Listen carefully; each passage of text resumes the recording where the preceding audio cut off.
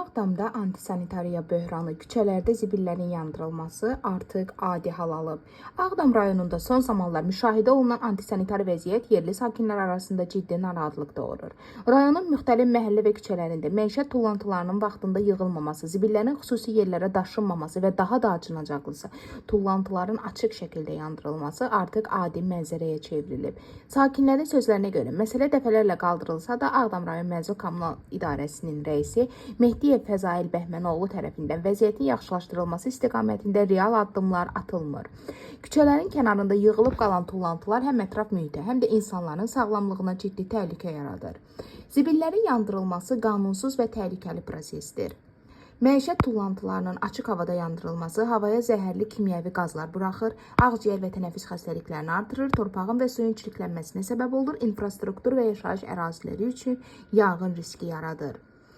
Rayonda mənzil kommunal sektoruna cavabdehlik birbaşa idarənin rəhbərliyinin, o cümlədən Mehdiyev Fəzail Bəhmənoğlunun üzərinə düşür.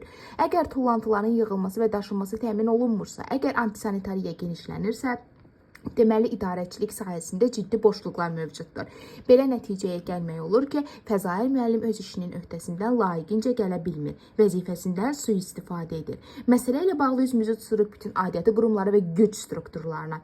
Fəzail müəllimin gördüyü bütün işlər ciddi sürətdə araşdırılmalı, barəsində lazımi tədbirlər görülməlidir. Məsələ ilə bağlı araşdırmamız davam edir. Qarşı tərəfin mövqeyini dinləməyə hazırıq.